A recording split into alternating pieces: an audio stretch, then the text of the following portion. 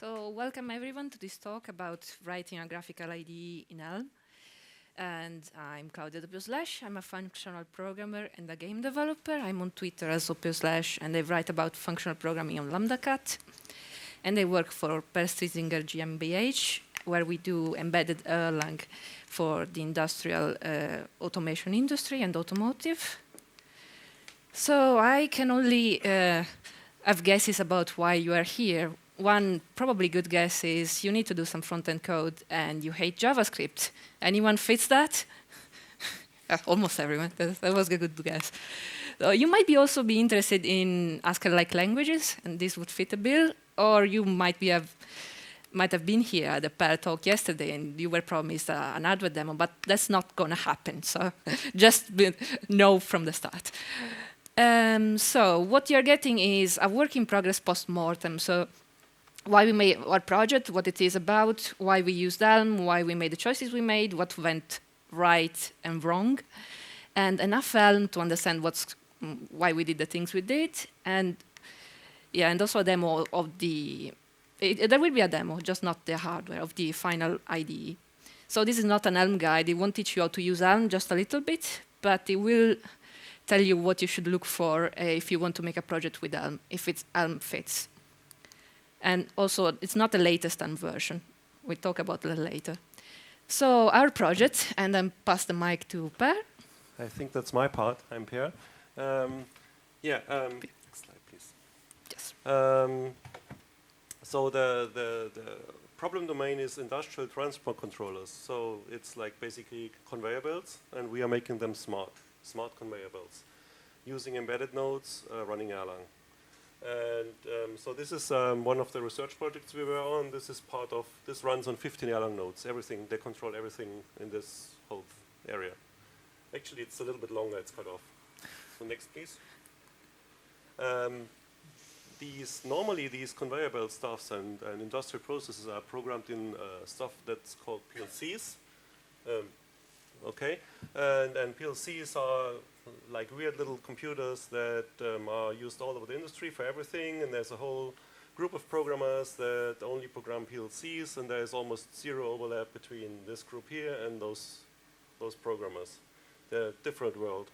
But they want to have their own PLC languages, which are basically domain-specific languages to the thing, and to make the conveyor belt stuff programmable by the PLC programmers, because we don't want to do them for every conveyor belt, do it ourselves.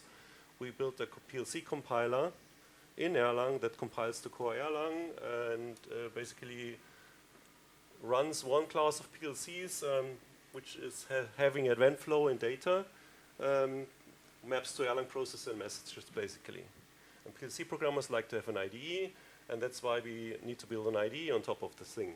And the IDE runs out of the embedded node. The demo broke just before the talk. So, I think, yeah, that's a function block. You will see these blocks. You see that these blocks have line between them. We don't have the lines yet, because there's some graph layout problem to be built in Erlang, and which is 50% done. Do we have one more? Yeah, that's the device actually. So that runs Erlang. It's like this size. It's basically the boards that I had on the table if you saw me over there, and I think that was it. My Yes, slides? that's it. So, your turn again. So, as we said, it's a visual IDE for a PLC language, which has got this nice little name at the end, I, E, C, whatever, a lot of numbers. And it was inspired by the talk from Beth Victor, Inventing on Principle. Anyone has seen that? No? Okay, few people. Well, it was basically about making better interface for programming. So you might have seen a bunch of, like the time traveling debugger for Elm. Anyone has seen that? Few people? Yeah, that was inspired by that talk. So this goes on in that tradition. So this is our project look. This is just a screenshot, but we'll see the project later. And it's got the function blocks that you just saw. And those at the side, they are the variable changes. So when a variable changes value, you see all the graphs there are supposed to track that. And if you look at the screenshot down there, it looks a bit similar. So you can see the inspiration there. So the requirements for this project were that it should run on many platforms, included iPad Pro, and they needed to have decent performance, good enough to visualize those nodes and quite a lot of graphic stuff, graphs and stuff like that. But 30 FPS would be probably fine. So instead of going native and making like one app for iPad, one app for Mac, and that would cost a lot and be very slow, so we went with web technologies, and that would mean JavaScript, CSS, and SVG, and possibly WebGL. But let's not do JavaScript. So we didn't want to do that. And at the time, which was almost a year ago now, there were a few viable choices like ClojureScript, Elm, CoffeeScript, and TypeScript. We do prefer functional languages when we can, so you know how that went. But if we were to choose now, there are quite a few more. There is PureScript, Fable, Reason, BuckleScript. Everyone is making their own functional language that compiles to JavaScript. It's very crowded. So why did we choose Elm? Actually, I think our main reason was functional reactive programming, because Elm was based around it until the version before the current one. But now it's gone. So, and then good error messages, that you might have heard of them. They're quite famous, the great Elm error messages. And also the no runtime exceptions claim is fairly true. 90% of the time it's true. And also it had some concepts that are somewhat familiar to Erlang, and we're going to see them later. So what is Elm? Has anyone done some Elm already? Well, I don't have to explain much then. Well, it's purely functional, strongly typed, eagerly evaluated, which is not like Haskell, which is lazy, compiles to JavaScript, and it used to have functional reactive programming as the base of it. But in 0.17, they got rid of that. It's got Haskell-like syntax, but without the squiggles, so you won't see dollar signs everywhere. It's also very small. It became optimized for learning curve, so you should, with 0.17, you're supposed to be able to learn it quite quickly. So it's similar to Haskell, but you don't have any advanced time. It doesn't have type classes. You don't get to build your own monads and stuff like that. And one nice thing about Elm, but maybe it's not said enough, is that Elm package, which is a package manager, enforces semantic versioning when you publish the package. If you didn't version it right, it will complain. So the pros compared to JavaScript is that if it compiles, it mostly works. It might be a bit of a fight to get it working.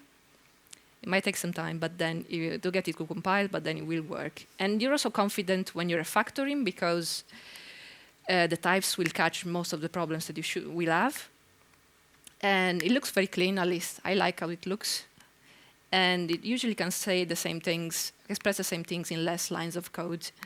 And yeah, the famous error messages, which are good because they are contextual, so they show you your code and where the bit that doesn't work is, which is something that many people have copied now. The Rust is doing that now. And it also they also correct common errors, so they will catch if you are misnaming a record name, but well, we didn't talk about records. And also they are putting a lot of effort into it by having people send errors that are not great to a Git repository and then optimizing them one by one. But when you have a big Elm application, you will find that the errors are a bit less nice, because they assume that when for example, you define a rather big type somewhere, and then you use it in 30 other places. So if you use it wrong in one place, it will tell you that the definition is wrong. At least this is 0.16. It will tell you the definition is wrong, which is not very useful, because you want to know where you use it wrong. But I think it's down to some implementation of the type system, so probably they can't do much about it. I don't know. If you've seen the talk, what, about JavaScript, you probably saw that array 16 equals to 16 commas and stuff like that. So you don't have that in Elm. So that's a plus. And there are also a few cons. For example, if you want to wrap a big JavaScript library, say you have D3 and you want to use it, you won't be able to just wrap it. You have to make use of ports. they sound like Erlang ports, and they are somewhat similar, but basically they are an interface with a type, and you can only send a type, that same value of the same type, through that port that goes to and then your Elm application. So it used to be even less flexible because you could only have ports on the main file of your application, which was quite inconvenient. In 0.17, it's more convenient. You can have ports everywhere. So that's a bit better. But still, you can't just have a huge JavaScript library like React and drop it into Elm. It's easier to drop Elm into React. And also, it's a new language. It's still 0.x. And so there may be a problem. But it's only that, so it wasn't that much cons. Also, I've been babbling about 0.16, 0.17, just to disambiguate that. There was a jump between 0.16 and 0.17 in Elm. 0.17 is the current version. There are 6 months between them. And they basically removed functional reactive programming, which means they remove mailboxes, addresses, signals, and FOLPs. And also, the time traveling debugger doesn't work yet. And it might change. It might not be quite as time traveling as before. So we were using 0.16, and then when this changed, it didn't quite work, the porting as we expected, but we'll talk about it later.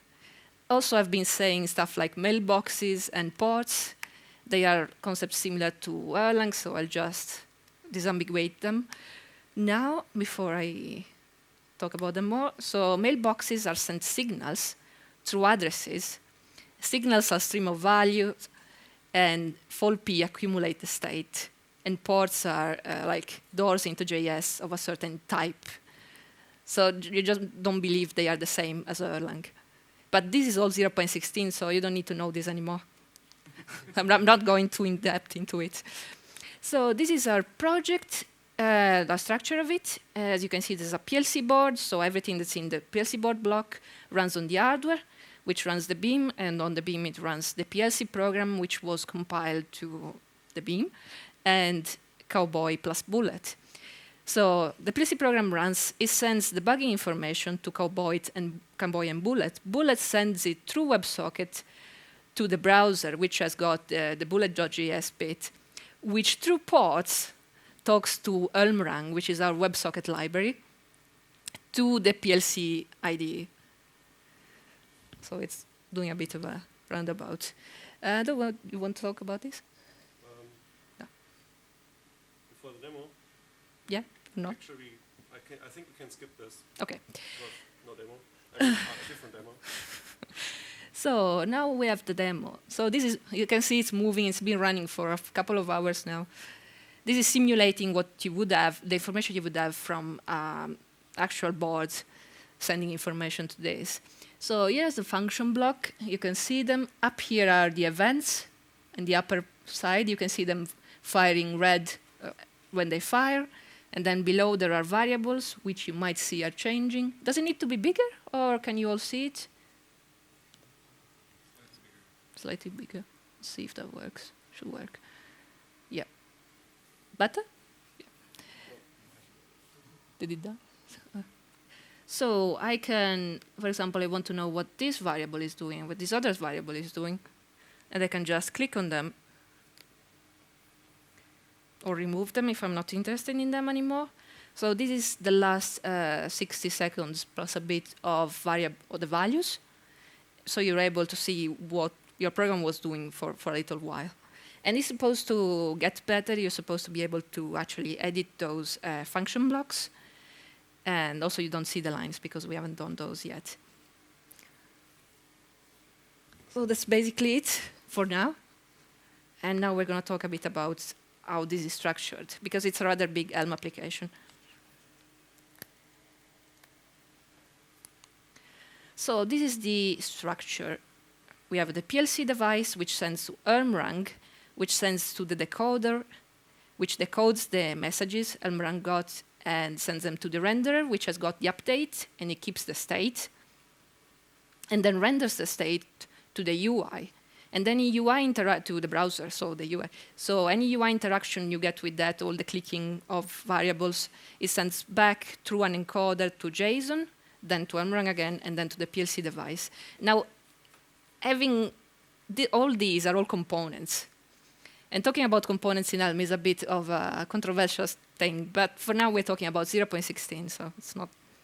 This is our solution, and I don't. So you probably won't be able to do it.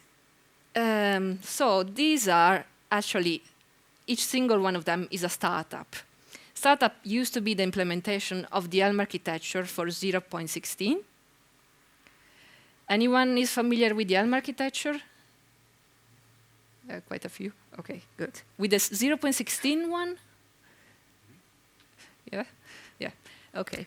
So each one of those is a startup. And then we wire all of them into the startup to rule them all. And they are sort of, these components are equal. And you can send messages to and from them through the FRP. So startup is, as some of you know, action model update and view. And action is just a union type. For example, here, this is the code for a counter, and that's increment and decrement, the only two actions you can do. And then we have a type alias that basically, so it's a counter, so you can only have a number for the state. So we're giving it the alias model to remember that. So this is the update. It's just a function that takes an action, the action you just done, and the model, and returns you the new model for the next state of the action. And then the view used to take an address, it doesn't anymore, but this is 0.16, and the model, and it will render that model. So this is a very quick overview. Anyone needs more, or that's fine? You all need to know this stuff? Yeah. So there are 4 startups connected by mailboxes in the structure, and they're wired into a parent setup, so we have nested startups. And this particular structure was invented by the GitHub user Fox Donut, and one of the nice things is they're easy to expand, it's easy to add components, and if you have effects in one component, you don't have to change all the structure of your application to accommodate for effects everywhere. They just stay in that component. And the Elmrang, our WebSocket library, is built to be wired into this kind of structure. So that's another. So you might ask, why are we still on 0.16? This is because we use FRP heavily, and there are a few cases where porting to there are a lot of cases where porting to 0.16 is easy, because you have one startup, and everything makes sense in that case. But in our case, the 0.617 change came very late in our development process, so we couldn't really backtrack and do a turnabout. And our structure isn't really very portable. It's not obvious how to do it, and the original author gave up on trying to port it, so we're not trying either. We were a bit frustrated with lack of communication because there were no deprecation warnings. There are 6 months between 0.16 and 0.17, and in those 6 months, there was only a 2 weeks time period at the very end, which was for beta testing, and that's when we knew about this. So if we had been told earlier, we could have, if it was of public domain earlier, we could have changed our direction, but it was too late then. So we are waiting now for Elm evolution to stabilize and not port into 0.17. Now I'm going to talk a little bit about Elmrang, which is the casualty of the FRP wars, if we want to call them. And so it's a WebSocket library, which is mostly in Elm, and it wraps the Bullet library, which is a library for Cowboy, which does WebSockets and more, just using Elm ports. But it also includes the JavaScript code, some JavaScript code to wrap it, so we can't send it to Elm package because the policy is not to have that sort of thing. An Elm package should be pure Elm. An Elm package should be pure Elm. So we were meant to open source it, but then we never did because, anyways, it relies on our app structure, which you saw is very ad hoc now. And 0.17 has got its own WebSockets anyway, so I don't know. If anyone wants to see it, we can open source it. Talk to us. Yeah, just ping us on Twitter or something. Don't want to have it anymore. Yeah, you probably don't want it anymore, but it works for us. It's working. So why did we do it? At the time when we started, there was no working WebSockets library in Elm. There was only a very old one, which basically wrapped a whole lot of JavaScript. So we wanted to do it in a nice way and in a compatible way, with a good way to work with Erlang. So we wanted to use ports and to wrap bullet, so that's what we did. That's why we did that.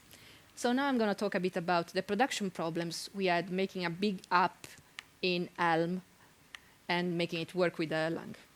Well, the main one is how to organize subcomponents in a big Elm app. I don't know if anyone ever had the problem, but there are a lot of articles around about components in Elm, so it's a bit of a topic. And then, since we have a dependency, which is Elmrang, which cannot be on Elm package, how to store it and how to keep it up to date without making our workflow annoying. And also where to put the Elm source code, especially if you want to use more than one Erlang app which has got their own Elm application within them. We never ended up using Elm that much in multiple Erlang apps, but that was a problem at the beginning. So this is our way to structure every component. If you have done some Elm tutorials, but not a big app, you probably have every component in one file, but that doesn't really scale, so this is how we broke it. You will find online many articles of people theorizing how to do this in a different way, but this works for me, so I'm keeping it. So action has got its own file, model as well, and view as well, and update as well. And then feature is a file specific for this kind of structure. In the feature, it's a sort of a constructor of the startup, and then you wired everything in yet another file, which we call app.elm, and then we feed that into the main Elm startup.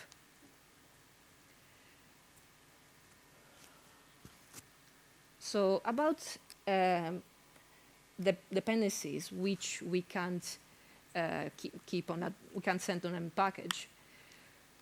We keep them on repos, and then we have a makefile which fetches them. It stores them in a subdirectory of the Erlang project to which they belong, and then it moves only the Elm files to a subdirectory of the Elm project, which shouldn't be under Elm stuff, because then you're going to break your own dependencies from Elm package, which I banged into upon a wall. Yeah, this is the way to do it. Then you include the subdir into Elm package, so it can find your Elm files from this library. So it's a bit of a roundabout way to do it, but it works.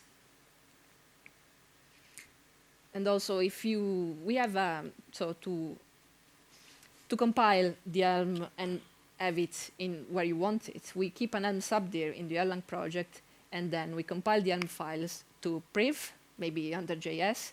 So it produces just one JS file. We can then wire into the HTML file, and that's easy enough. That was it for the production problems. And now I'm going to talk a bit about rendering, which is my favorite subject, probably. So we had a bunch of choices.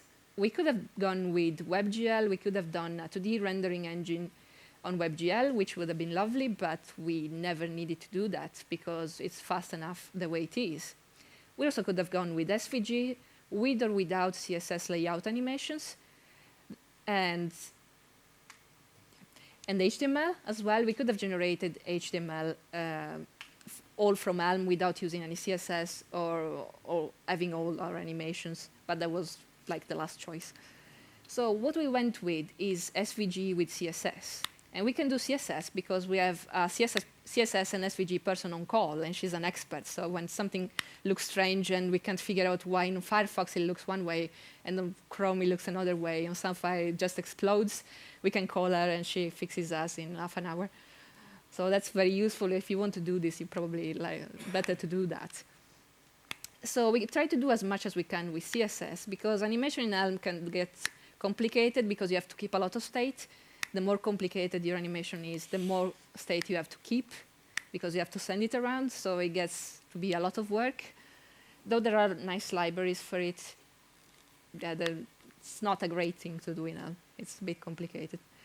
We also keep our CSS styles separate in separate CSS files, though there are libraries in Elm, which you can use to sprinkle your CSS inside your code if that's the way you want to do it. So one good thing about Elm and generating HTML and SVG with Elm is that I really love the syntax. It's very clean. If you have ever done any closure, it looks a bit like Hiccup might look. It's the same style of stuff. So you have your tag, and the first set of brackets is your attributes, and the second set of brackets is your content. And that composes very well. It's also based on virtual DOM, so it's fast. You will find online many benchmarks about how fast Elm is. So that's useful. So now I will give you some conclusion about how good and how bad was working with Elm on a bigger project. So I think the first suggestion, the first bit of advice is be aware of what Elm does best, which is if your app fits into the Elm architecture, that's perfect then. You have a lot of people doing that, and you can profit from their experience. Everything works fine, the workflow is optimized, everything is great. If for any reason it doesn't fit the Elm architecture, it may get boilerplatey and annoying and stuff like that. So before you start, if you're doing a demo, if you're looking into it, if you're having fun, it's probably fine. It's great. It's a great way to do some front-end stuff. But if you have an app that's a bit more complicated, you want to think about it a bit before diving in. Also, native modules, if you have those big JavaScript libraries that we were mentioning before, if you want to wrap D3 and stuff like that, it's not the best way to do it. So, and the ecosystem is young, so there are not that many libraries. So sometimes you will have a big bit of functionality you want to put in, and then Elm becomes a bit of a choice. But you will find new articles from Evan about integrating Elm and React. So if you want to do that, there is a way to do that, a known way to do that. Also, keep in mind that Elm is experimental, so there can be big changes. They may not be sufficiently advertised before they happen. So you should expect to have to rewrite some code. And also, there is no roadmap, really. There are short beta previews before a new version lands. And you can keep up by looking at the changes in the compiler repository, which is a bit, I don't know, I don't like doing that. I don't know if anyone likes doing that.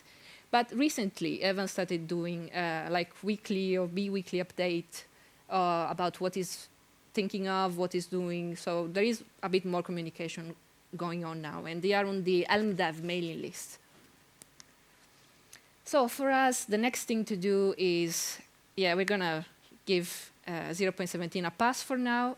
And maybe we're going to take a look at Elm when it's a bit more mature. And now we're looking at PureScript and maybe ClojureScript or any of those languages that we listed at the beginning, which may warrant a good look. So I'm going to explain you a little bit why PureScript is a good next choice if you've done an Elm project. And if you look at that, the first 4 lines are exactly the same. It's purely functional, strongly typed, eagerly evaluated, and it compiles to JavaScript. It's also got an Haskell-like syntax, but you get the squiggles. So you have your starship operator, and you have the dollars everywhere, so beware of that. I've grown to like them, actually. It also generates readable JavaScript, and it has got no runtime. Now, in Elm, a lot of the stuff goes on in the runtime, which is in JavaScript. So you can't, just from your code, you don't know what's going on exactly. But in PureScript, you have to do everything. There is no runtime to it. There is no magic. You have to do everything, which is a good or a bad thing, depending on how you look at it. Also, there are the advanced types. Elm stops at type classes. It doesn't have type classes. It doesn't want them either. They will probably never come if anyone wants them. Would anyone want them? No. OK. So beware of the type classes. The community is very nice. It's very open. It's very small, which makes it easier to being open. But they got like an online meetup, remote meetup, which is pretty fun. And they also tend to keep a bit of a roadmap of where they want to go and what the next things are, which is useful if you need to plan. So why PureScript?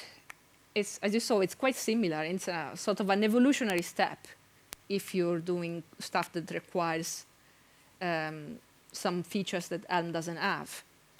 So the types were good in Elm, at least I liked them. They work for me. And Elm stops at type classes, but you can do much more abstract stuff, which looks like fun learning, and it might be useful. And it's useful for some company use it ProScript in production. So they do use it and they sell it, so it should be okay for production. Also for pragmatic reasons, like if you want to implement PureScript in Elm, you cannot do it. It's just not a general purpose language at the moment. It's very, the use case of web apps is very optimized for now, so it's focusing on that. But you can implement the whole of Elm as a library in PureScript, and there is one guy who's doing that. Yes, it's happening. It's real. And there's PureScript Elm. It's on GitHub. You can find it. PureScript-Elm. So it's actually taking the effort of going through the JavaScript code in Elm that implements the runtime and rewriting it in PureScript, which is very interesting because it makes it functional while it does that. So it becomes purely functional. I think it's an interesting thing to look at. And as I said, the community is nice and communication still works, so it's fun to learn. So if you were dozing off, this is the summary. Elm works fine with Erlang, and if Elm compiles, it works 90% of the time. Boilerplate can get annoying. Don't expect, fancy types, monads, no, that's not a thing we do. And it is Haskell signet with less squiggles. And the unexpected removal of FRP was a bit of a bummer for us. And now, if we're going to talk a little bit about our Grisp board, which you probably have seen, it was just beside the main room. So it's a board that runs Erlang, and it runs it on hard real-time operating system that's specific for embedded. And if you subscribe to the mailing list, you can get one. There's a raffle going on. So I don't know if you're interested in embedded stuff. That's a thing you might want to do. So questions?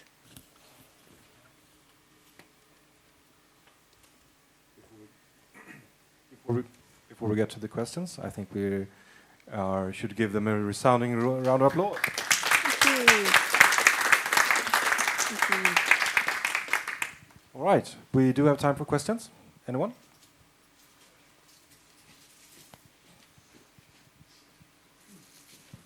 So thank you for sharing. Elm looks really neat. I've played with it just a teeny tiny bit, but what made you rule out TypeScript if sort of maturity and stability were primary? Like, I only know that because I look at that list and I go, wow, those are all really cool, hard-looking functional languages. And I know TypeScript is kind of like this more accessible for folks who are not serious functional programmers. Well, we do prefer functional. Fair enough. If we can. Maybe that's yeah. yeah. So okay. there was, if Elm or ClojureScript were very mature, we probably would have looked at PureScript. But and also FRP. FRP was the big engine of this decision. Cool. Thank you. Thanks. Anyone else? I've heard there's an Erlang compiled to JavaScript. Have you seen this project? LoveScript? Yeah. I think the author is in the room. I started doing it, but then I got a job at home, and then I had a life, so. You should continue. Yes. We would drop everything and jump to it. I was working at Bet365 in Stoke, and I was stuck in the middle of nowhere, so I started doing it, and it was to go to Lambda days. But I am now back home in Scotland, where I have a life, so my evenings are involved in politics. It was quite fun. I was trying to make an actor model, and I was trying to have it so it would all move seamlessly, and it was quite exciting, but no, sorry. I guess this is the perfect time to give a shout out to Elixir Script, which is out there.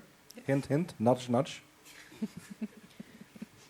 How many people working on the project? So how did you find Elm as a language that multiple people had to collaborate on? Actually, it was only me doing the client, and there's a person working on the Erlang side, so 2 people.